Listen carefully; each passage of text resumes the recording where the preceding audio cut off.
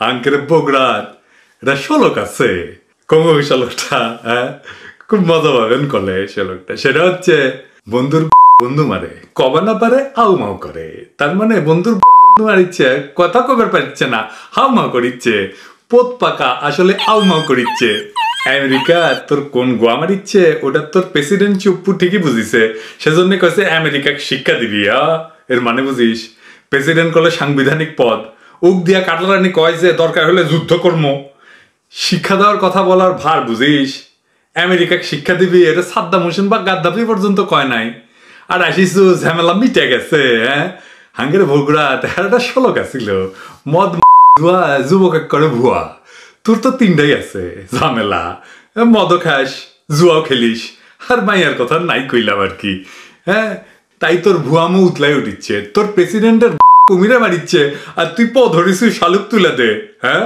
আরে তুই তোর আগে বউয়ের সাথে ঝামেলা মিটা আমেরিকা তো দূর কি বাদ আমেরিকার দুইটা কারণে তো করে মারবি ইনকা করে না কইলে তো বুঝিচ্ছিল না কি কারণে আসেন দেখি এই দুটা কারণে আওয়ামী লীগের পতন খুবই কাছে এবং পতন খুবই খারাপ করলে হবি কারণ কি জানেন এক নাম্বার কারণ হইতেছে আওয়ামী লীগের চীন রাশিয়ার কমিউনিস্ট রাজনৈতিক দর্শন গ্রহণ করেছে আর ওর দলীয় আদর্শ তো সমাজতন্ত্র আছেই তাই না মুক্ত দুনিয়া মানে আমেরিকা এবং ইউরোপ গণতন্ত্রের জন্য ফাইট করে কারণ তারা মনে করে গণতন্ত্র হচ্ছে তাদের পরিচয় এটাই তাদের মহান পরিচয় পৃথিবীর যেখানেই কেউ গণতন্ত্র চায় সেখানেই তারা রাজনৈতিক অর্থনৈতিক সামরিক সাহায্য করে না করে তো গণতন্ত্রই তাদের সাম্রাজ্য বিস্তারের কৌশলগত হাতিয়ার আর সেটা ধ্বংস করেছে আওয়ামী লীগ 1975 একবার ওর বাপ তারপরে 2014 থেকে 2023 পর্যন্ত ধ্বংস করেছে একটার পর একটা ধ্বংস করেছে কাজেই আওয়ামী লীগের পরিচয় ঠিক হয়ে গেছে উই রাশিয়ান কমিউনিস্ট উই কম্বোডিয়ার কমিউনিস্ট উই আফগানিস্তানের কমিউনিস্ট তাই ওর পরিচয় ঠিক হয়ে গেছে এবং শাস্তিও ঠিক হয়ে গেছে দুনিয়ার একমাত্র কমিউনিস্ট দেশ চীন যারে আমেরিকা সহ্য করে কারণ চীন নামেই কমিউনিস্ট আসলে ওইটা বড় পুঁজিবাদ আমেরিকার চাইতে বড় পুঁজিবাদ তাও চীনের লগে তাদের টেনশন করে লাগেই আছে তাই না কোনোদিন দেখেছেন ইউরোপীয় ইউনিয়নের সাথে টেনশন লাগিছে আমেরিকার নাই লাগে নাই কেন লাগে নাই কারণ তারা মনে করে এটা গণতান্ত্রিক বিশ্ব বুঝেছেন 2 নাম্বার আওয়ামী লীগ আমেরিকার 2 জন রাষ্ট্রদূতের উপর আক্রমণ করছে মার্শা বার্নিকাটের উপরে সরাসরি আক্রমণ করছে আর পিটার হাসের উপরে মায়ের কান্নাকাটি না কি জানা আছে হাস্যকর একটা সংগঠন ওইটার মাধ্যমে এরপরে 3 জন আওয়ামী লীগ ছাত্রলীগের নেতা পিটার হাসকে হত্যার হুমকি দিছে ওই নাকি হাঁস রান্না করে খায় ওরে বাপরে তার উপরে স্বয়ং প্রেসিডেন্ট চুপ্পু কসে আমেরিকা শিক্ষা দিবি কসে না এই যে দেখেন আর কাটাল রানী সব পুরো আওয়ামী লীগের র্যাঙ্ক অ্যান্ড ফাইল তারপরে বুদ্ধিজীবীরা দিন রাত আমেরিকা গেলায় গেছে এখনো গেলাচ্ছে এটা হইতেছে আমেরিকার যে ডিপ্লোম্যাটিক সার্বভৌমত্ব আছে তার বিরুদ্ধে যুদ্ধ করার সামিল তাই আওয়ামী লীগের পতন খুবই নিকটে অন্য আরো কারণ আছে ওইগুলো এক্সট্রা মানে বোঝার উপরে যেমন শাকের আটি থাকে তেমন অন্যগুলো কি যেমন জনগণ তো সরকারের উপরে ক্ষুব্ধ জিনিসপত্রের দাম বাড়িচ্ছে মানুষ কিনবা পারিচ্ছে না মানুষের আয় কমে গেছে এর উপরে বিএনপি জামাত আন্দোলন করতেছে তাই না 2 নাম্বার কি ডলারের রিজার্ভ একদম জয় বাংলা হয়ে গেছে এখন নাকি 16 বিলিয়ন আছে রিজার্ভ যে কমা শুরু করেছিল থামিছে কোন মাসে 1 মাসের জন্য থামিছে থামে নাই ডায়রিয়ার স্বাস্থ্যের মতো বাড়াই যাইতেছে ডায়রিয়া হাগার একটা মজা কি বাড়াচ্ছে কতটা বাড়াচ্ছে সেটা করে টের পাওয়া যায় না তাই না দেওয়া লাগে না ইনকা করে আরামসে বাইরে হয়ে যাচ্ছে রিজার্ভের ডলার বাড়াচ্ছেই গত বছর এক্সপোর্ট বা রপ্তানি আয় কত ছিল জানেন কমিছে না কমে নাই সর্বোচ্চ রেকর্ড হয়েছে দেখেন $55 বিলিয়ন রেমিটেন্সও গলে কমে নাই দেখেছেন দেখেন 2021-22 চাইতে কিছু বেশি আসিছে 2022-23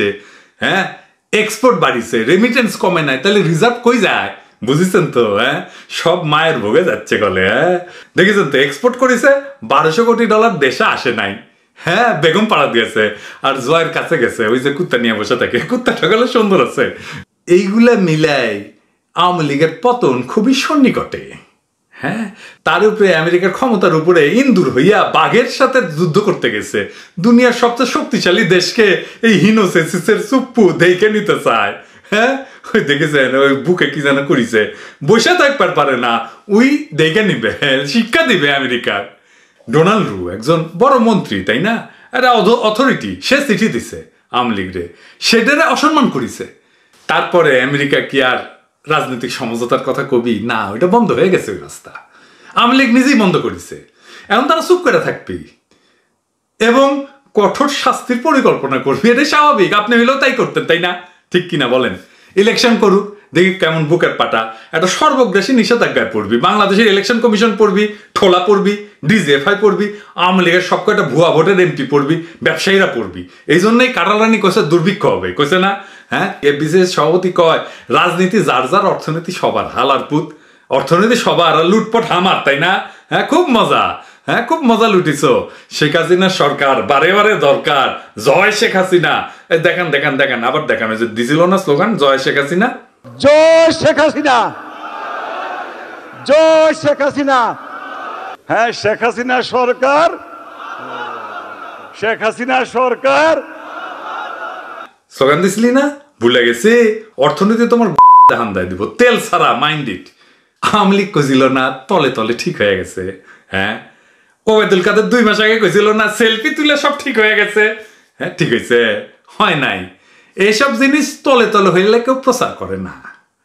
ধরেন পুলিশের আইজি যে আছে না, এটার লগে বিএনপি ধরেন গোপনে একটা চুক্তি করলো যে সরকার পতনে সাহায্য করবি। হ্যাঁ, তাহলে বিএনপি কে এটা প্রকাশ করবি? করবি না তো। যা কিছু তলে তলে হয় সেটা কেউ প্রকাশ করে না, করে না। যখন প্রকাশ করে তার মানে আসলে কিছুই হয় নাই, বুঝেছেন তো?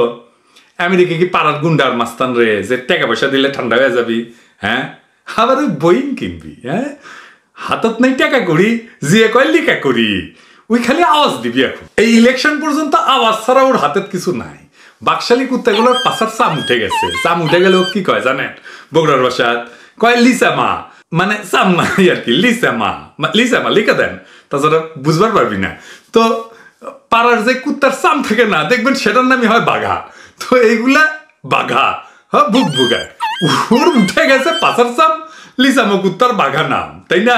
একটু মন দিয়ে শুনবেন, বাংলাদেশের রাজনীতিতে কি হবে সেটা আপনারা নিজেরাই বুঝতে পারবেন। আন্তর্জাতিক রাজনীতিতে এমন কিছু ঘটনা ঘটে গেছে যে এইগুলা একসাথে কইরা মালার মতো গাইথা কেউ আপনাদের এখনো উপহার দেয় নাই। আজকাল সেটা আমি দেবো, কিন্তু আজকার পরে ব্যাবাক আপনাদের কাছে ফকফকা হয়ে যাবে। আপনি নিজেই বুঝবেন কাডাল রানী বাংলাদেশের ক্ষমতায় থাকবে নাকি থাকবে না। তো আমি আমার ভিডিও খুব মন দিয়া শুনতে বলি না, কিন্তু আজকে বলবো, একটু মন দিয়া শোনেন। বাংলাদেশের আভ্যন্তরীণ রাজনীতির অনেকটাই এখন আর বাংলাদেশের হাতে নাই, আমাদের হাতে নাই। 2008 সালে কাঁঠাল রানী ক্ষমতার মসনদে বসার পরে আমাদের রাজনীতির একটা বিরাট অংশ ভারতের নিয়ন্ত্রণে চলে যায়। সে অবস্থার পরিবর্তন হয়েছে, আমরা ইদানিং লক্ষ্য করতেছি। আমাদের এই যে ইন্দো প্যাসিফিক অঞ্চল, এই যে অঞ্চলটা, হ্যাঁ, এই অঞ্চলে আমেরিকা এবং তার মিত্রদের সাথে চীনের যে কৌশলগত প্রতিযোগিতা চলতেছে, বাংলাদেশ এখন তার কেন্দ্রবিন্দুতে, একদম সেন্টারে। এই প্রতিযোগিতার একটা অন্যতম রাজনৈতিক দিক হচ্ছে যে এই অঞ্চলের দেশগুলো গণতান্ত্রিক ব্যবস্থায় পরিচালিত হবে নাকি তারা চীনের মতো একনায়কত্ববাদী ব্যবস্থার শিকার হবে। এই কারণে পশ্চিমা বিশ্ব আমাদের আগামী নির্বাচন নিয়ে ব্যাপকভাবে আগ্রহী। বাংলাদেশে গণতন্ত্রের পতন ঘটলে, মানে হাসিনা টিকে গেলে, তা হবে এই গোটা অঞ্চলের জন্য একটা অশনি সংকেত। এই কারণেই আমেরিকার পররাষ্ট্রমন্ত্রী মিস্টার ব্লিংকেন কিছুকাল আগে আমাদের বলছিলেন যে আমাদের আগামী নির্বাচনের উপরে রয়েছে সারা বিশ্বের চোখ। তো এই যে বাংলাদেশের রাজনীতির ব্যাপারে বাকি বিশ্বের যে ক্রমবর্ধমান আগ্রহের কারণে আমাদের রাজনীতিতে কি ঘটতেছে বা আগামীতে কি ঘটতে যাচ্ছে তা বোঝার জন্য দেশের কোন রাজনীতিবিদ বা দল কি করতেছেন বা বলতেছেন সেটা দেখলে চলবে না, কিন্তু আমাদের দৃষ্টি দিতে হবে অনেক বড় পরিসরে। বাইরের দুনিয়ায় কি কি ঘটতেছে তা সঠিকভাবে বিশ্লেষণ করলে আমরা আমাদের রাজনীতির গতিমুখ এবং আগামীতে কি কি ঘটতে যাচ্ছে তা ভালোভাবে বুঝতে পারবো। আমি অনেক দিন আগে একটা ভিডিও করছিলাম যে বাংলাদেশকে নিয়ে পরাশক্তির এই উত্তেজনা কেন, অনেক আগে। আমি তখন কেবল ইউটিউব শুরু করছি, তো আপনারা হয়তো অনেকেই দেখেন নাই। যদি সময় পান এটা একটু দেখে নিন আমার এই ভিডিওটা দেখার পরে, তাহলে পুরোটা আরও একটু ভালোভাবে বুঝতে পারবেন।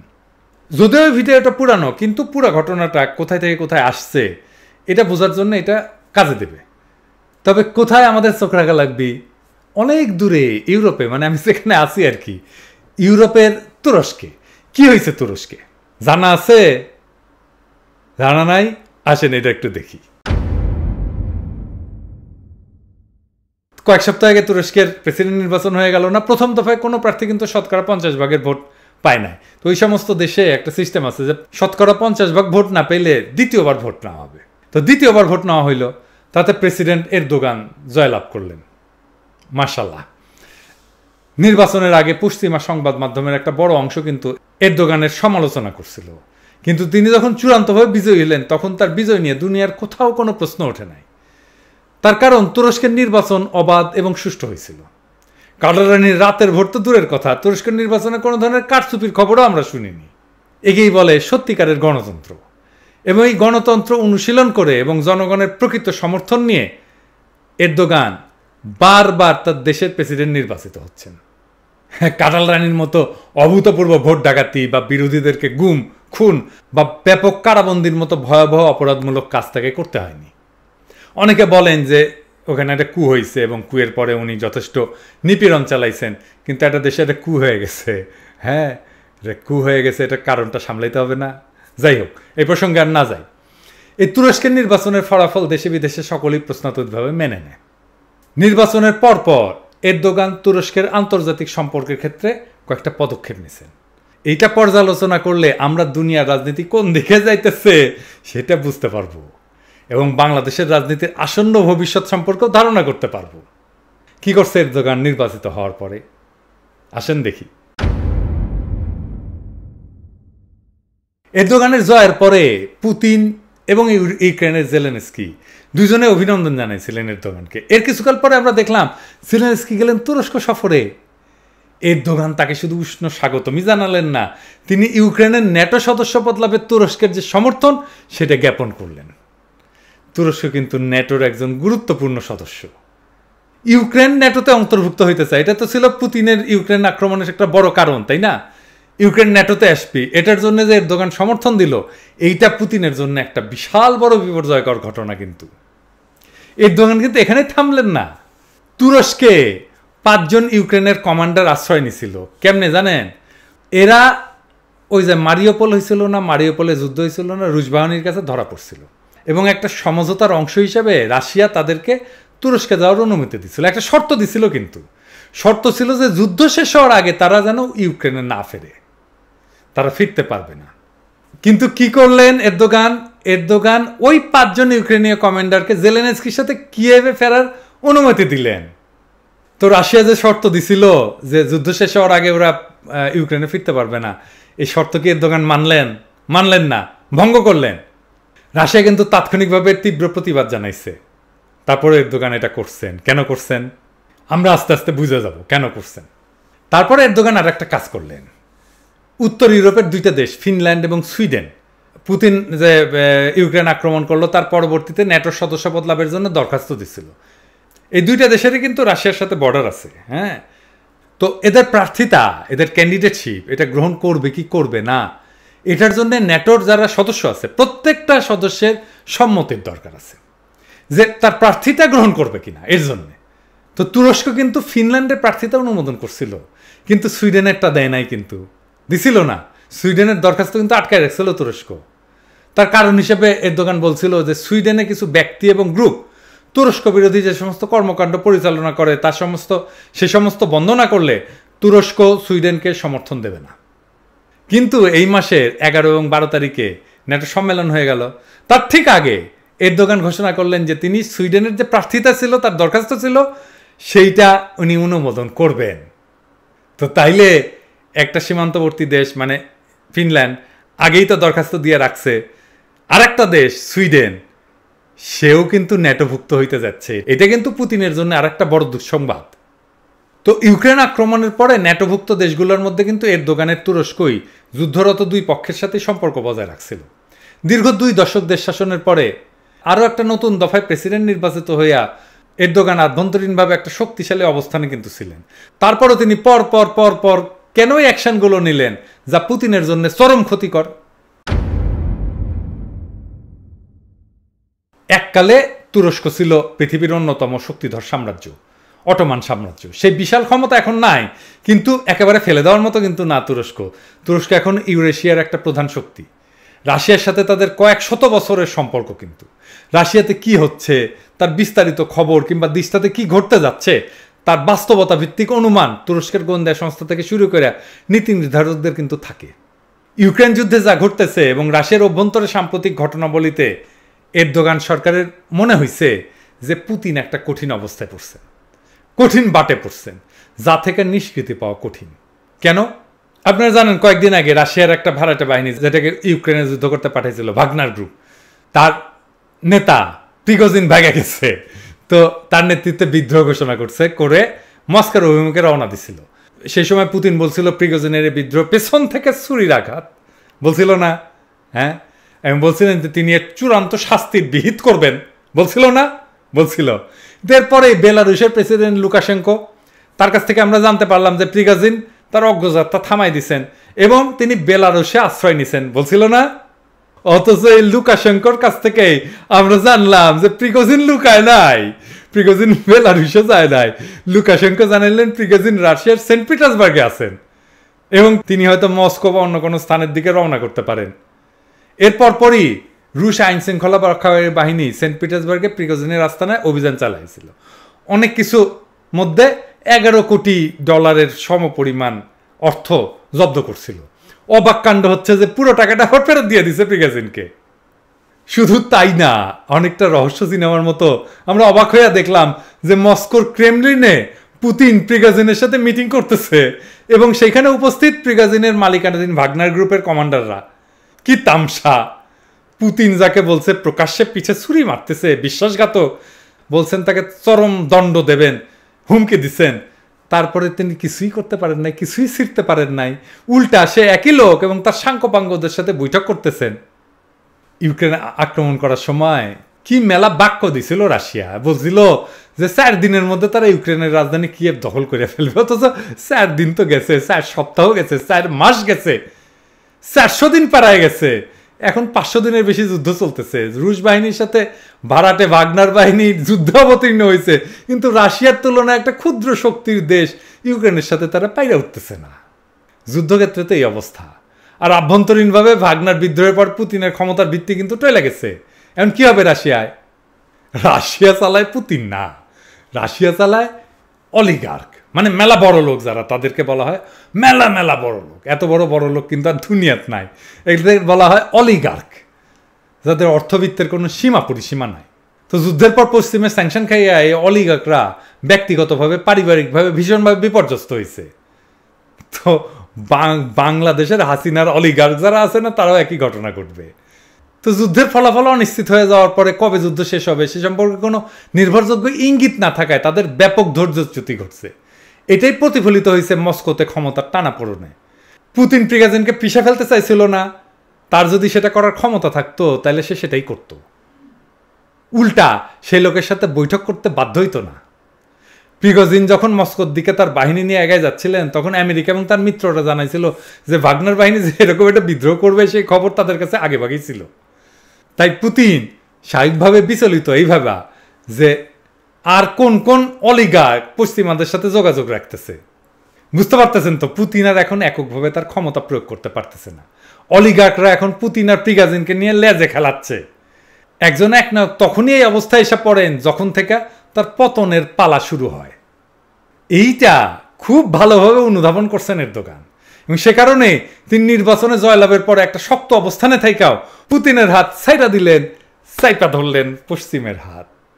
আগেই বলছি যে এরদোগান জিতছেন একটা অবাধ সুষ্ঠু নির্বাচনে, যার ফলাফল প্রস্তাবিতভাবে দেশে বিদেশে সকল মহলে গৃহীত হয়েছে। এর সাথে তুলনা করেন কাঁঠাল রানীর সাথে। কাঁঠাল রানী অসাংবিধানিকভাবে সংবিধানের ৫ম সংশোধনী গায়ের জোরে পাশ করিয়া সংসদে তত্ত্বাবধায়ক সরকার পদ্ধতি বাতিল করে দিল। এই সংশোধনী অবৈধ। এই অবৈধ সংশোধনীর ভিত্তিতে 2014 আর 2018 সালে যে নির্বাচন হয়েছে সেটা সাংবিধানিকভাবে অবৈধ। এবং এই নির্বাচন বাংলাদেশের ইতিহাসে না, বরং সারা পৃথিবীর নির্বাচনের ইতিহাসে কলঙ্কতম ঘটনা হিসেবে চিহ্নিত হয়ে থাকবে যুগ যুগ ধরে। বিচার বহির্ভূত হত্যা, গুম, বিনা বিচারে আটক, সকল প্রতিষ্ঠান কুক্ষিগত করা, অদৃষ্টপূর্ব দুর্নীতি, লুটপাট ইত্যাদি সকল প্রকার অপরাধমূলক কর্মকাণ্ড হচ্ছে তার অবৈধ ফ্যাসিস্ট সরকারের মূল ভিত্তি। সে এখন ফোন দিয়ে আসতেছে কি করে আর একটা বিশাল ভোট ডাকাতি করা যায় যাতে করে তার এই নিকৃষ্ট অপশাসন সে চালায় যেতে পারে। কিন্তু এইটাতে বাদ সাধছে আমেরিকা এবং তার মিত্ররা, মানে ইউরোপ।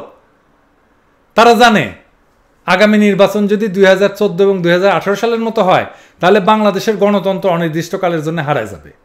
আগেই বলছি, এমনটা হইলে পুরা ইন্দো প্যাসিফিক অঞ্চলে গণতন্ত্রের ভবিষ্যৎ বিপর্যস্ত হয়ে পড়বে, আমেরিকার ভবিষ্যৎ বিপর্যস্ত হয়ে পড়বে। এটা আমেরিকার জন্য বিপদ। এবং সিনা মডেলের কর্তৃত্ববাদী শাসন কঠিনভাবে চেপে বসবে এই অঞ্চলে বিভিন্ন দেশের উপরে। তাই তারা একে একে কাঁঠাল রানীর ক্ষমতার ভিত্তি জয় বাংলা করে দিতেছে। তার আগের প্রভু হিন্দুত্ববাদী মোদিও আগের মতো আর ঠেকা দিতে পারতেছে না আমেরিকান চাপে। মাইনকা সিপাই পইরা দিশাহারা কাঁঠাল রানী দ্বারস্থ হয়েছে চীন, রাশিয়া আর তার মিত্রদের কাছে।